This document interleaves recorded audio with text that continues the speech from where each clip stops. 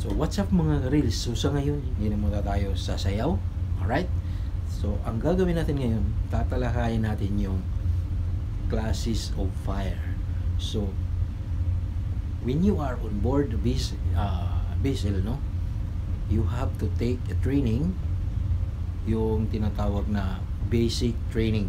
So yung basic training, marami na mga dapat matutunan doon, no? So kasama doon yung basic safety, yung SULAS, no? Yung safety of life at sea, kasama din doon. So kasama din doon yung himay-himay tungkol sa classes of fire, which is kailangan para malaman ng isang mandaragat o ng isang marino na once na there's a fire na nangyayari sa barko, alam niya kung ano ang pwedeng gamitin pangpatay. Alright? Kasi there are 4 class of fire. Alright? So one is the class A fire, class B fire, class C fire, and class D fire. Alright? So ayan, no?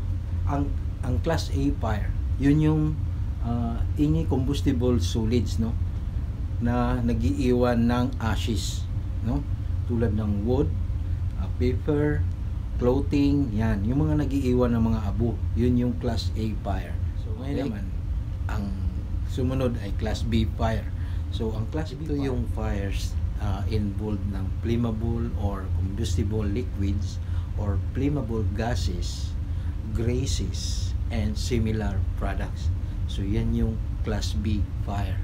Alright. Class C fire naman, ito yung fire fueled by energized electrical equipment, conductors, or appliances. Alright? So ito yung mga kuryente, no? Kuryente na sunog. Okay, so recap tayo. Yung class A, yun yung nag-iiwan ng abo, no? Yung wood, paper, clothing. Class B fire, yun yung mga liquid, yun yung mga gasolina, yun yung mga kerosene, yan. Yun yung class C. Yung class C fire, ito naman yung mga electrical fire. Alright? So ito yung mga kuryente. Yung class D fire pala, yung combustible metal, no? So ibig sabihin yung fire na nag-umpisa sa bakal. Alright? So ang tawag nun, class D fire. So ayan, no? So sana malinaw ang lahat, no?